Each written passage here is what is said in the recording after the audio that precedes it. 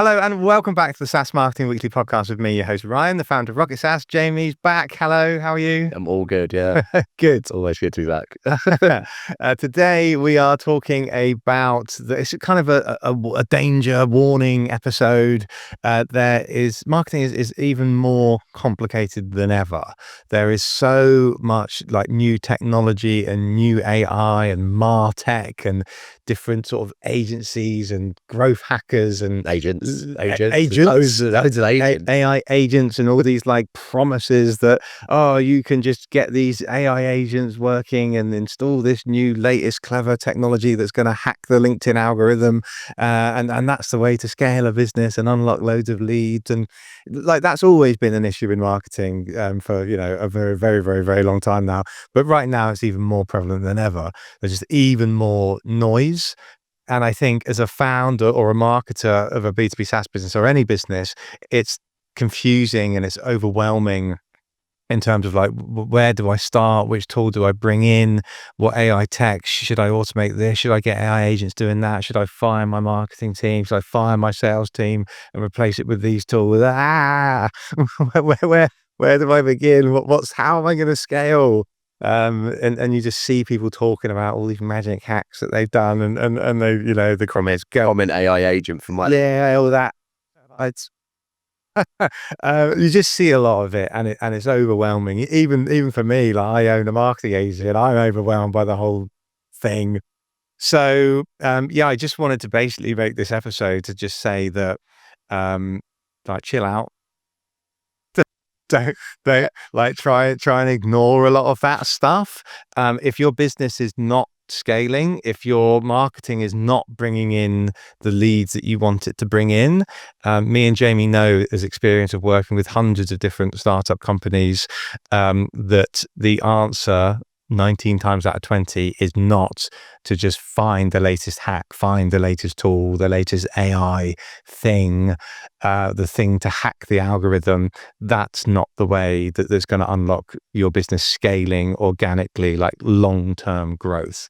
It may work for a few weeks or months. More likely, it probably won't work at all. This clever tech stuff that I'm talking about, you are much better off doing the fundamentals, getting the fundamentals of marketing right. I'm sorry that it's boring, but it's true. It's getting the fundamentals right of the business, and then you layer on the clever tech. I'm not slagging off this clever tech saying all of it's rubbish. A lot of it is, but a lot of it is, really good, smart tech. And when used right. Yeah. So, we're using some of it, tools like Clay and various different, like Zen ABM's been a really good one, and tools like Fibbler, and there's lots of clever tools and AI automation. Yeah, it's great, but it's only going to be great if you have the right fundamentals in place in your business. So, I see so many marketers and founders like wanting to invest in this clever technology, and I go on their websites, like, your website sucks, your messaging's awful, the way you visualize your product on your website is terrible. You don't know really your ICP and who you're going after. You're not creating any content. You're doing a webinar when you feel like it. You're not creating consistent content, articles, blogs, guides. You're dabbling with LinkedIn ads kind of when you feel like it. Like, if all of that stuff is not there, your business is not going to scale at all. You can add on as much fancy pants tech as you want. It's not going to scale. So just take a breath. Don't worry about all this tech. Focus on getting the fundamentals sorted. Then you layer it on, and then the business can scale. And my business is a perfect example of that. We spent years, really the last couple of years, really focusing on our ICP, messaging, website, the offer, the way that we display visually our solution, the brand, and that is now, it's taken a while, but it's now in a really, really powerful place. We're now layering on the tech, and now the business is rapidly scaling. So yeah, most businesses that come to, I think most people, founders or marketers that listen to this podcast, are a relatively small business, and a lot of the fundamentals are not there. So that was a bit of a rant, wasn't it? But that's what you need to do. So I think this is going to be a relatively short episode because we have banged on about all this stuff before on the podcast, but I just wanted to just kind of raise this and hopefully reassure a lot of marketers and founders that it's not as complicated as you fear, like scaling a business through marketing. Really focus on the fundamentals. So let's go through. I need to take a breath. Also, luckily, we've built an AI agent to help you do the fundamentals, and we're going to sell that. This is not true, but it may be coming in 2027. So yeah, I mean, I don't want to sort of go through this in like too much kind of detail because we have talked about this a lot before. But just to kind of relatively quickly list out a few things, like things to prioritize. Things to before you build an AI agent. Yeah, things to prioritize before you build on all this fancy tech. So ICP, ideal customer profile. You have to know who that is. So going through your existing customers, getting narrow and understanding who you're targeting is absolutely key. The industries, the job titles, it has to start there, because then when you've got that, you can then start having really awesome messaging. And messaging is the absolute core and the key of all of your marketing and sales success.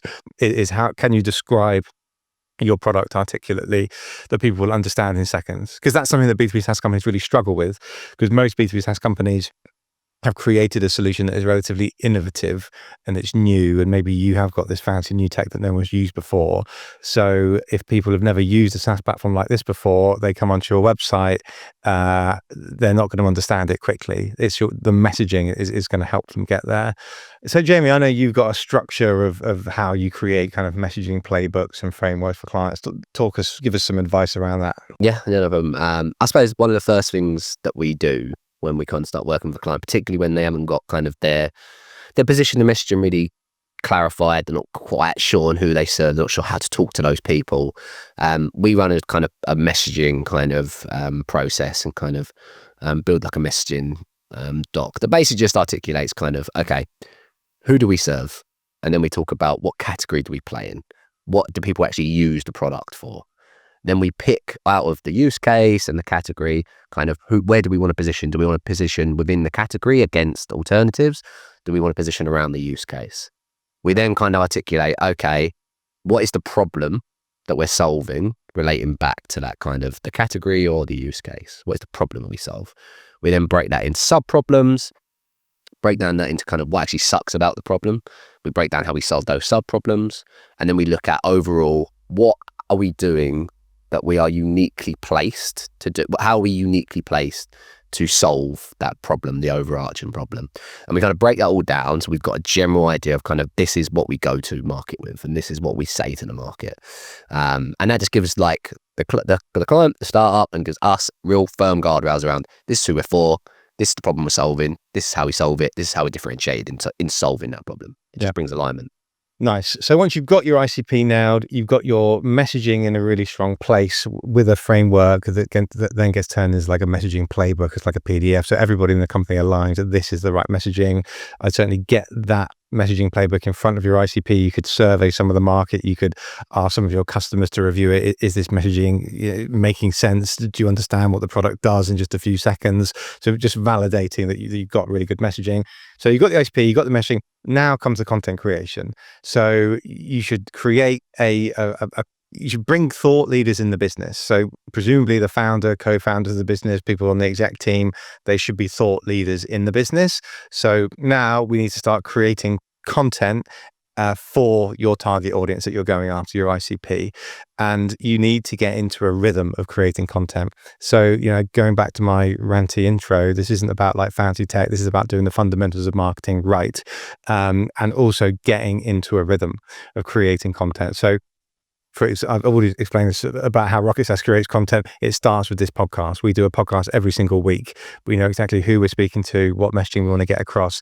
And then this podcast gets repurposed into newsletters, LinkedIn posts, blogs, guides. The best performing one gets turned into a webinar. The best performing webinar gets turned into a breakfast event. And then each week we just run the same thing again. So we're just constantly creating content because content is it is the fundamental piece of marketing is content creation. There's nothing fancy about it. There's no particular AI tech. It's been around for hundreds and hundreds of years. Creating content. That's what you need to focus on, creating really good content. And ideally, if you've got the resource, It can come in multiple different formats: audio formats like this podcast, video formats like this podcast and the little clips we're going to create, written format in the forms of blogs, email newsletters, various different content formats, because people like to consume content in different ways. Like Jamie, for example, he loves reading long form blogs. I hate. You do. I hate reading blog. I don't read blogs. I don't have the attention span for reading blogs. I like listening to podcasts. So, examples of two, different people that consume content in different ways. So you need to create content that your target audience cares about, and you need to create it across different formats. You can't just go into one particular format. And a great way of thinking about it is, once you've got that ICP, the way that I love to think about it is, the people that I'm targeting have got a job. Right. So the people that we're targeting, they're like the marketing managers of B2B SaaS businesses. How can I create content for those people that is going to help them get better at their job, or prevent them from getting the sack? What every marketing manager, particularly if you're working for an early stage business, obviously they want to get results, and they know if they don't get results for their company, they're probably going to get the sack. It's the sort of thing that kind of keeps them up at night. So how can I create content that they are going to love to consume, that is going to help them get better at their job, help them get promoted, prevent them from getting the sack? That's a great way of kind of looking at things. Or if I'm creating content for founders of businesses, I want to teach people how they can scale their business. So suddenly I'm creating content that people deeply care about, and I'm just getting it to them in their ears, through their eyes, through their words that they're reading. So we know that we're hitting them with content that they care about, and that's what you should be focusing on after you've got the ICP and that messaging, is that content creation side of things. And so the next thing to do after you've got ICP, messaging, great content creation, is then always on ads. Like if you are a startup and you're creating great content, you've got a great ICP, you've got really great messaging. Unfortunately, because you're a startup, you presumably do not have brand awareness. Not enough people are aware of who you are. So you need ad budget to target those people with your content.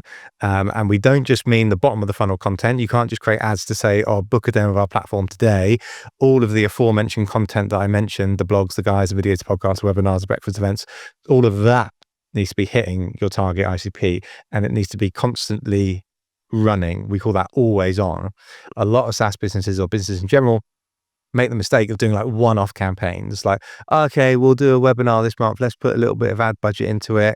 Then next month, let's do some book a demo ads. You need to be getting into a rhythm of constantly hitting these people with ads, and your new content needs to be refreshed and targeting these people. So Jamie, you're the ads expert. You got anything to add on that? I would just really impress that on everyone. Basically, is like, before you kind of look at doing, I've been at companies where we've done big one-off campaigns, and it was like a core part of the strategy was running big one-off campaigns, and they can be incredibly impactful, but they were always designed to feed into the always-on machine, because that's what makes your marketing predictable, and that's what makes you actually have enough exposure and reach and frequency with the audience to actually make an impact. Always on, 24/7, 365 days of the year. B2B are long buying cycles usually, even like the short buying cycles compared to like B2C are still long. Like you need to be constantly topping up that kind of like that front of mind exposure, top up the memories they have of the brand, so you're easily recalled. Always on is what does that. If you just do one webinar a month, or you do kind of like one random ebook every now and again, they might download the ebook. You might even call them and you might win a deal, but none of it's ever going to be predictable. It's always on exposure and reach and front of mind awareness that's going to generate kind of the impact that you need. So yeah, always on versus single campaigns. Single campaigns can be really effective, but I would always prioritize an always on program first. Yeah, and always on doesn't mean running the same set of ads always for months and months. It needs to be backed up by consistent new content coming. So let's say if you've got the content team here and the ads team there, the content team like week on week need to be creating new content, and therefore the ads team are just adding that into their campaign so that it's always on, but it's refreshed like consistently. You will have some ads and some campaigns that are just performing well for months, if not years. So they do stay always on, but it's more likely that some campaigns will do well and then they'll start to tail off. So that's why new content needs to come in. So it's critical that the content engine and the always on ads are kind of fueling and complementing each other. So that's absolutely key. And then the final main fundamental piece, which blows my mind that this gets neglected so much, is the website. So it's all very well having the ICP and the messaging and great content and great ads. Where are people actually going to convert? Where are people actually going to book calls and book demos? It's on your website. So people can click ads, come onto landing pages or the homepage or wherever. If the website has got poor messaging, which hopefully you sorted out, and the thing that I mentioned at the beginning, the messaging. But if the brand doesn't look professional enough, if the way that you're visually displaying the product is not good enough, something I see so much with SaaS businesses is I come onto the website and I see screenshots of the product and I kind of squint my eyes and I think I can't really see what that product's trying to say. Is that a dashboard? Not really sure. Or some SaaS businesses don't even show the product. And I'm like, why would I book a demo of something that I can't even see? There's no explain video, there's no interactive demo, it's not describing the features well enough. There's the calls to action aren't clear enough. Or when I click on the book a demo button, it just pops up a form. It doesn't tell me how long is the demo. It doesn't tell me why I should attend this demo, what I'm going to learn on this demo. So all the kind of website CRO stuff. Like most brands, you don't need to spend 20, 30 grand on and spending 5 months to scrap and totally rebuild the website from scratch. Some of you do, but some of you don't. Some of you just need to change the words, maybe add in some new sections, maybe redesign 1 or 2 pages. So that can be done in a matter of weeks and a few £100 rather than thousands of pounds and spending months. But yeah, you need to invest in that as well, so that when you do drive traffic, you are going to get conversions. So just one thing, actually, good tip that I quite like in terms of evaluating a B2B homepage or a website page. Can you read the headline and the subheadlines only on your homepage and understand what you do and why you're different? Most people will look at the headlines and the subheadlines only, and people just bury it. Basically, all that information that you need to know, bury it in like the small bullet points in the text. And that's often a good way to kind of like get a general kind of feel. Absolutely, yeah. I mean, I mentioned earlier that I don't read blogs because my attention span is too short, and I certainly don't read paragraph text on homepages. So yeah, whenever I pull up a homepage, I'll get from the top to the bottom in, I don't know, probably like maybe 20, 30 seconds. I'm glancing, I'm reading the headlines, I'm totally ignoring the paragraph text and the small bullet points. So therefore you're right. Yeah. If I've gone through and I've only read the headlines, have I got to the bottom of the page and got a good understanding of what you do? But ideally your headlines will capture so much attention that I stop and I do read the small text and the bullet point. So yeah, as James said, it needs to totally describe what you do and ideally capture people's attention so much. And then all that text underneath, it expands on it. And that's what kind of really starts to drive the impact messaging wise on the website, I think. Yeah. But people miss that. People just kind of do random headlines, don't flow into each other. And I think that's kind of where there's a disconnect sometimes for a reader. Yeah, exactly. So yeah, my advice is rather than getting distracted and trying to invest in all this fancy tech, is spending the money and the resource and the time fixing all those things that we mentioned earlier: ICP, messaging, great content creation that your ICP care about, always on ads, and then sorting out the website to have really good messaging. If you sort out those 5 things, your business is guaranteed to scale. These fancy pants AI technologies and AI agents and things, there's no guarantees there. They more than likely won't work if you don't have the 5 things that I've mentioned earlier. And it can just massively waste your budget and get you distracted, and the business is not going to scale. And when you've done those things as well, you're going to be a lot more comfortable and confident of putting the AI and the tech on top, and it's not going to be as overwhelming, and you're not going to be randomly just picking things because you're going to know what's working, so you can layer the tech on to help with what's working. Yeah, and it's organic growth. There's a reason that those 5 things that I've mentioned are part of the core fundamentals of marketing and have been for like hundreds of years. Maybe not the website piece, not been around for 100 years, but the other stuff has been. So that's why technology comes and goes, but that's why those things are the core things to scale any business. If you look at pretty much any business in the world that scales, that they've nailed those 5 things pretty much. Because and the other thing about all this fancy tech is that at the click of your fingers, it can suddenly stop working.